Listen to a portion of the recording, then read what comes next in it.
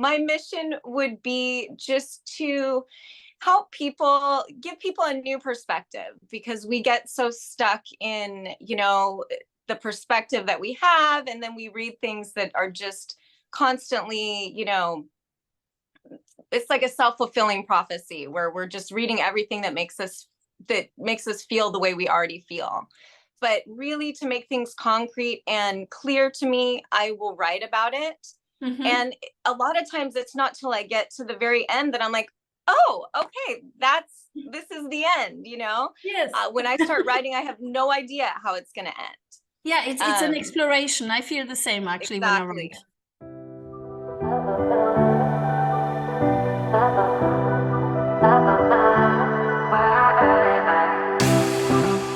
Today, it is my great pleasure to welcome Blake Lane to the PowerMinds channel. Hello, Blake. A warm welcome to you. Hi, thank you very much for having me, Alex. I'm very happy that you're here today. Let me introduce you to the viewers. You're actually a freelance journalist. You are a great writer on Medium. That's how I came across your writing, your art. I call it art. And also you're an author based in Los Angeles. And today you're here to actually share with us some great mindset hacks for especially dealing with angry people and experiencing gratitude and happiness in life. So I'm very much looking forward to that. So let's start maybe first of all with what is your mission in terms of being a writer or a journalist?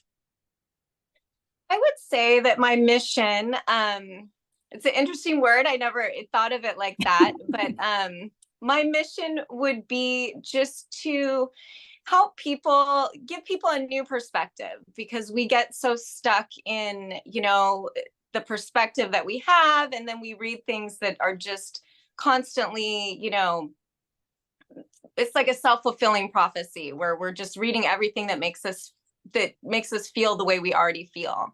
So I like to try to give people a different perspective, just to make them think. You just have to have that little thought in your head, and then maybe it grows and you start recognizing it, in your own life.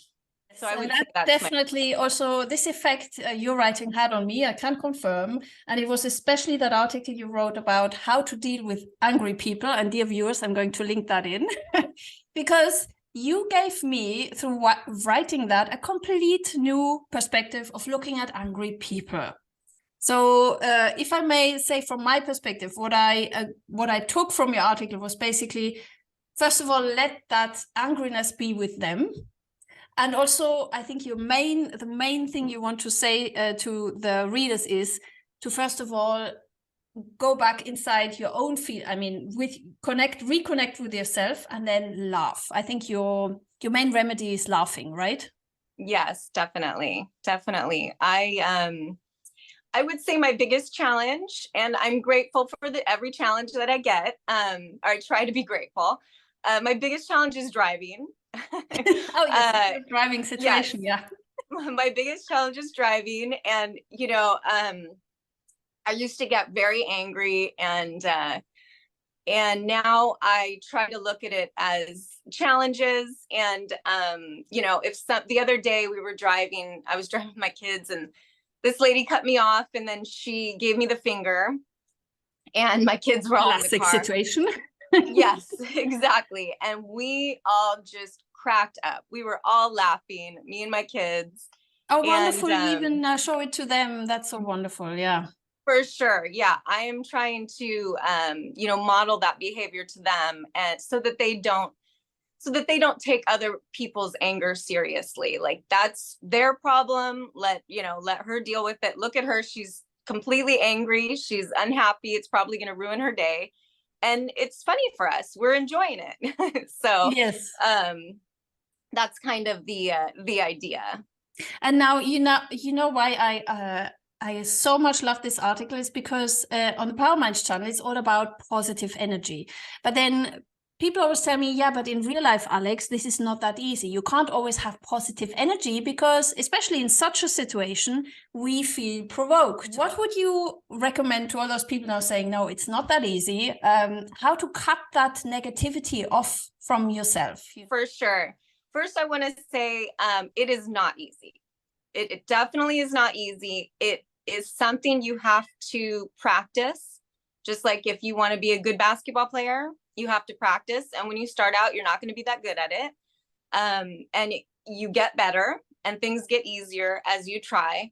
I'm also a big fan of the, excuse me, the fake it till you make it. Have you ever heard of that expression? Yes, and you mentioned that, yes. Okay. So like you said, your face would get tight. Force yourself to smile. Yeah. Force yourself to smile, even if you don't feel like it. Just force yourself to smile. There have been studies that say that just doing that physically, forcing yourself to smile, changes the, the toxins that are coming through your body. Yes, it changes something in our physical being. A way that I help my kids is I explain to them, and it's really simple. And, sometimes you just have to hear somebody say it to think of it. But I explain it to my kids that, okay, this person is angry and they're being mean or trying to provoke you because they want you to be angry. And when you react like that, you give them what they want. And this person is already angry. This person is being mean to you. Why do you want to give that person who's already mean to you? Why do you want to give them what they want? Why do you want, they're going to win. Yeah. They win. If you get angry, they win. They got what they wanted. And that really resonates with my kids. And that's kind of the beginning, the way to start, because after a while, I don't care whether, somebody wins or not. I just don't want to feel like that. I don't want to be angry. That is where happiness comes in. We don't want to be, I have that as well at the moment. I'm really thinking a lot of that. How can I not be determined in my feelings by other people? Like, I want to feel happy today. How can I not be affected all the time by the negativity of other people? It's a happiness decision, isn't it? It definitely is a decision, and it is something that takes work. Every day. It's hard work to not be an angry, unhappy person. I don't know why. It's, who knows why, we naturally, kind of easily fall into being unhappy and, dissatisfied. But, that's the way it is. And so it really is a decision. It really is a decision you have to make that you want to be happy. And unfortunately, I think that a lot of people really enjoy being unhappy. Yeah, or maybe even, as you say, enjoy, or like it's unconscious. With some people I watch also, I have the impression it's unconscious. They're not conscious of it. Right, right. Because, it's just example, so they're comfortable. Yeah, when they're grumpy or like rambling on about something that is not good in their life, I don't think they do that consciously, because if somebody told them you look really unhappy right now, maybe they would wake up, Exactly. I wanted to underline also, I'm going to link it in, your fabulous writings on Medium. Now, you had this wonderful success. You had one of your stories boosted before you even had 100 followers. Now, all those people who got interested now in your writings, what would you recommend to them? What is the advice you would give to them if they say, oh, I want to achieve that as well?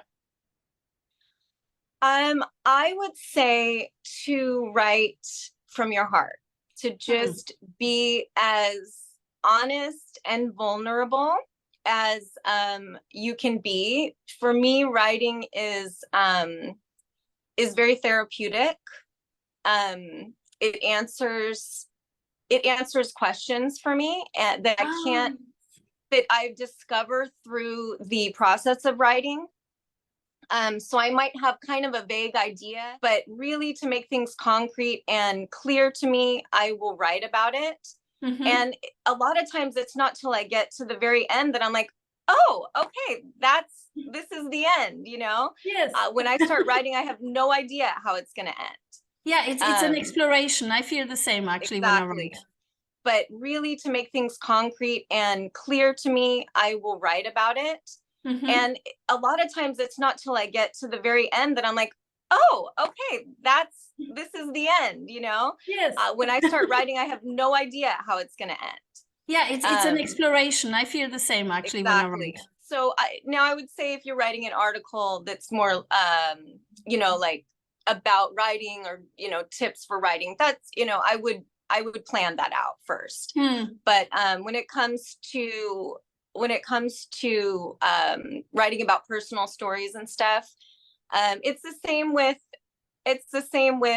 not, you know, letting angry people make you angry. It's I'm not really worried what people are going to think of me. Yeah. When I write. Write your experience. Right. I just write what I write. It goes through my head. It still goes through my head thinking, oh, should I put that? You know, there might be people who, like, you know, think this or are going to make a comment. God forbid, a comment. And, you know, and so and then I think, you know what, who cares? I don't care. I don't care. And if they want to make that comment.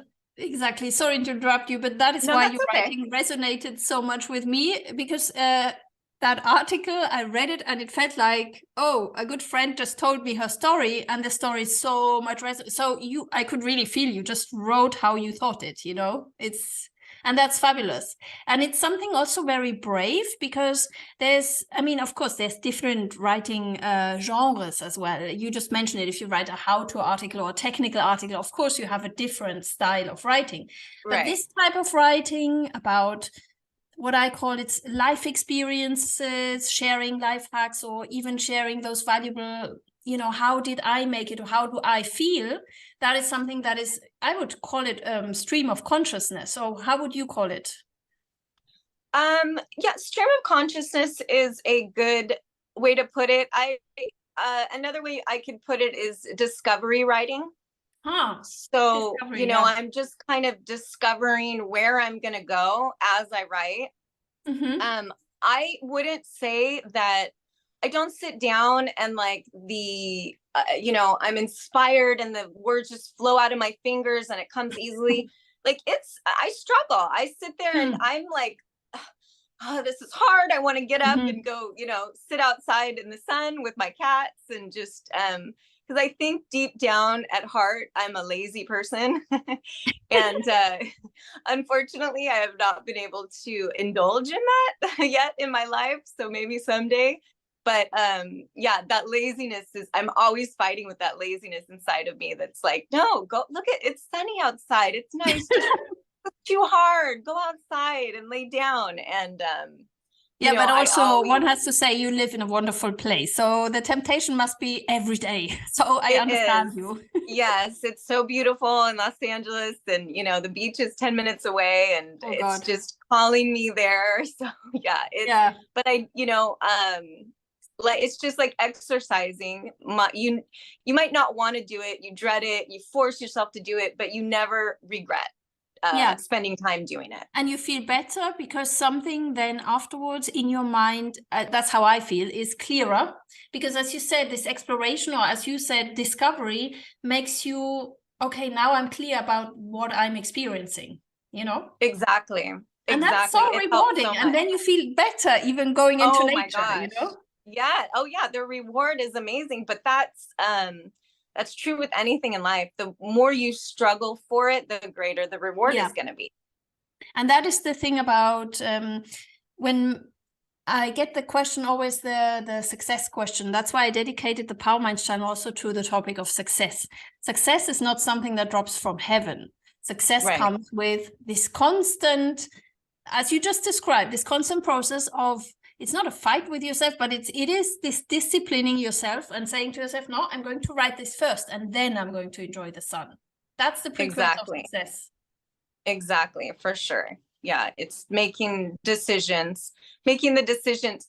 It's kind of delayed gratification. It's being strong enough to get delayed gratification, you know, like I could go outside right now and be in the sun and right now I'll feel good, but I'll feel like crap later because I didn't get done what I wanted to get done, but I'm going to feel way better, you know, when I'm done in the future. So it's just a matter of being strong enough to, you know, understand that delayed gratification is much better than instant gratification. That is mindset strength. And also the consciousness that, you know, you can't go to any shop to buy that great feeling when you have finished the article. You know what I mean? Oh, for sure. Yes. Yes. It's I'm like, just I am so priceless. done with you. I never want to look at you ever again. Because Exactly. I've struggled with it so much. Yeah. Yeah. And that feeling is priceless. And this is, for me, also the writing brought that also to my life. And I love Medium as a platform because it's rightly so. It is called social writing because look what it does. It brought us together because we basically, I commented on your wonderful articles and then we connected through the writing because we have that in common. And that is really social. It's a social experience. It's not just individual authors selling their books. We're not on Medium to sell. We're actually on Medium to share the experience. Oh, for sure. I'm disappointed that I found Medium so late. I only started writing there at the very, very end of March. I think I published the first article there the last day of March. And it, as usual, I'm late. I'm always late. I'm one of those people with that problem, but I'm just so thrilled that I found it and it's still here, and it is just so cool. It's so cool that Really, there's a social network for writers. yeah. I love It's really it. a great platform. Awesome. I love it as well. And just to tell you, I have the same. I only joined in 2022, and Oh, okay. since then I cannot live without it. And it's just so supportive on Medium. You know, we're Yeah, and all Medium, you get the feeling we're all in it together. it's true. It's that togetherness, and also the order is different. Like on Medium, there's the idea first, and then people connect around that idea. I have the impression. And in the other social media platforms, it's more like it's the person first, and then what does the person do, and then around that kind of thing. It's a different order of things, don't you Right. feel? Like Oh, Medium for is more the sure. idea first. Right. Yeah, because we're writers, and without ideas, we wouldn't be Yeah. writers. It would be difficult. Yeah, it would be difficult. Also connected us because I saw on your profile that you are an animal lover. Now, this is of course now going to be the goodbye point for those who are not animal lovers, but for those animal lovers, this will be the part of the video where, wow, this is just great. Can you just tell us, the viewers, what you're doing for animals? Because I want to highlight that. Yeah, thank you. Well, I was raised by a single mom in a very small apartment, and she just modeled the behavior for me, the compassion for animals. It's basically a feeling that fate puts these animals in my path, and if that's what, you know, I'm meant to help them, then I will help them. I don't go out seeking you know, animals that need help. Rescue all sorts of animals, basically. All And sorts you of mentioned animals. that to the viewers. You have about Yeah. at least now 15, I counted, animals, right? Oh, more than that. We have more than that. We have more than that. And it's also, you know, there's a lot of stray cats that come here to eat, and that we will trap and get their shots and get them fixed and then let them back out because they can't all live in my house, unfortunately. Yeah, I can't get rid of my kids yet to bring in more cats. I'm still stuck with my kids for a couple more years. Hear that. So yeah, that limits me. And we, for example, we just rescued a paralyzed skunk the other day. This is so admirable. It's just that I can't. It's almost, when I see a hurt animal, it's almost like, oh no, not again. But you find them in the street, right? It's animals who you happen to see. You pick them up, you help them. That's the scenario. That's the thing. Yeah, we've rescued hawks. We rescue a lot of seabirds that have broken wings. Yes, of course. In your area, there must be a lot who have wings. They drop or something like that. Yes, and we had a crow for a while with the broken wing. so I know a lot. I have a big network of people that help animals, and we bring them, you know, if there's somebody I can't take care of, I bring them somewhere You know, probably to all be the rescue taken care of. stations, right? You must have lots of Yes. rescue stations. A Yeah. lot of people, they're called rehabers here, and they usually specialize in one particular type of animal. You know, we had a baby squirrel. I found the squirrel lady. I call the squirrel lady, you know, the skunk Ah, lady. And okay. Okay. it's mostly women. There are some men. The bird guy is a man. So, but yeah, these people are just the craziest, funniest people you would ever meet. It's like being a writer. We're all in this together. Most of us are, you know, going, I don't know any rich rehabbers. You know, most of us are going broke, you know, spending all our money on this. That's really a conviction, and it's passionate, really. Yeah, it's just it's something I think that is great for kids. They really see the world how it really is. We've had to deal with a lot of loss, you know, every animal doesn't make it. So my kids see, you know, life and death, and you know, they've seen a lot more of reality. Is powerful. Yeah, that teaches kids a lot in terms of also we're part of this. We're part of it. Exactly. We're not above it or anything. Separate, right? We're not separate from it, and it's just a great experience, I think, for my kids, even though a lot of times it's very difficult when you're dealing with, oh God, yeah, right, and you know, dealing with abused animals, knowing that, you know, a person has hurt them, and you know, it's a lot to just a lot to deal with, you know, but that is an coming to emotional terms with roller that as a coaster, kid. yeah. Right. Yeah. And it comes into the whole happiness thing. You know, I'm not trying to, you know, show them a fake world. Oh, be happy. You know, everything is sunny. Yeah, it's not about that. Perfect. It's not about that. It's about seeing reality and still choosing to be happy. And so I'm working on that with my kids. How could we coin this, what you just described? It's like realistic happiness, or like happiness down to earth, or something like that, what you described.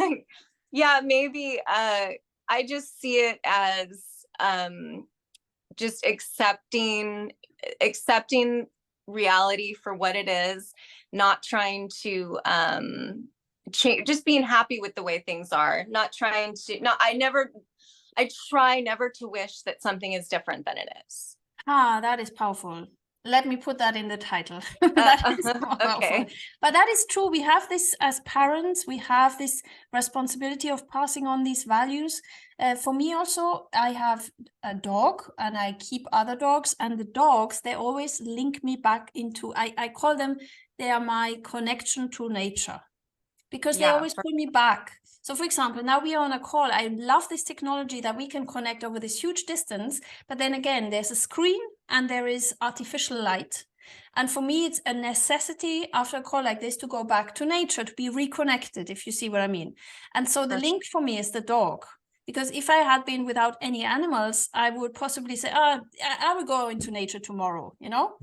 And then maybe the day after tomorrow, and then, you know, and the dog, no. Every day, nature is every day, breathing is every day, being in touch with where we come from is every day. It's not just on a Sunday or something like that. Oh, for sure. Yeah, it's every second. I mean, we are a part of nature. Our bodies are, everything is nature, and we kind of lose sight of that, for sure. And the animals are, you're just so present with an animal. You know, if you really can appreciate them when I'm there with my cat, and, you know, she's purring, and I always say the purr of the cat is like the hum of the universe. Like, I feel like there's like a connection there. And when I'm feeling that, it's just this calm, and you're just so present. I'm not worrying about the future or the past. Like, my cat isn't. My cats lay around all day, and I think, they're not sitting there bored. They're not bored. They're just totally happy. Yeah. You know, that's a rule for me with my kids. I'm like, you are not allowed to ever say you're bored. If they say they're bored, I'm immediately like, okay, I'll give you something to do, so you're not bored anymore. Exactly. Come do some chores. Yeah. That's a very interesting thing, and the dog thing the same. Like people always say, "Oh, he's just lying around." No, it's a life, and it's a presence. And when you sit for an hour with a dog, you experience so much. I mean, I have the same like with a cat, and I confirm the purring, the sound of the cat when it's like content. It is so it's great. It's very soothing. Yeah, soothing, and you feel calm. I mean, I don't need any yoga class compared to that. It's much better sitting next to an animal. Oh yeah, for sure. And the dog, you know, there's a difference between dogs and cats, and you know, the dog just is just so loyal and I always say that I think the real angels are dogs. Like dogs are angels on earth. There is just nothing that compares to a dog with the, you know, the unconditional love and the loyalty and the heroism that dogs, you know, that dogs show to humans. And then the cat, you know, is more of a brat, but you love him for it. So I was not gonna put the question, but you said it. Yes, the cats, if they're happy cats, they're definitely brats. Yeah, but I love cats as well. We have so many here where I live, and each one of them I can feel their character. They are they're always watching when I pass with the dog, and I can see they're watching us, and I'm like, what do we do now? Right, yeah, they're judging you. For sure. And there was the other day, there was a brave one who did, what is this called in English when they do this shape, like shaping up like this? Yeah. I'm not sure the actual name for it, but I know what you mean when they get all big and they're like trying to scare you. Exactly. And she did that. She really provoked me and my dog. She stayed in the same spot, kind of barring my way. And like she stayed there. And I'm like, go away. We want to pass. We want to. I love the attitude that cats have, for sure. And she was like, so cool. No, you or me, kind of thing. And you could feel it. She was not speaking a word, but I was laughing. I was giggling. And I was like, okay, this is, you can really feel them. You don't need any words, you know, you can exactly. Yeah. People say animals can't talk, but it's just that humans don't listen. For sure. We need to be open to receive their it's a different wavelength, but when we're open to it sends a lot. It's more subtle. It's definitely more subtle, but it's clear as day. My cats, you know, tell me all the time when they're unhappy with me or unhappy with each other. Or hungry. Yes, exactly. You can read them. So I want to thank you. It was a pleasure having you on PowerMinds. Maybe as a final note, what can we say to those that maybe discover Medium through the PowerMinds channel? What can we say as a piece of advice? I would say, from my point of view, just start writing on Medium would be my advice. What would you say? That's exactly the same. Just start doing it. You don't have to be, everything doesn't have to be perfect. The stars don't have to be perfectly aligned. Just start doing it. In the future, you can always delete things that you don't feel are that good. Everybody on Medium gets it, you know, like we're all writers and we all have to write, and just put it out there. You never know unless you try it, right? Exactly. So put it out there and people will find you, just like, you know, we found each other. Exactly. So on that note, thank you very much, and big round of applause.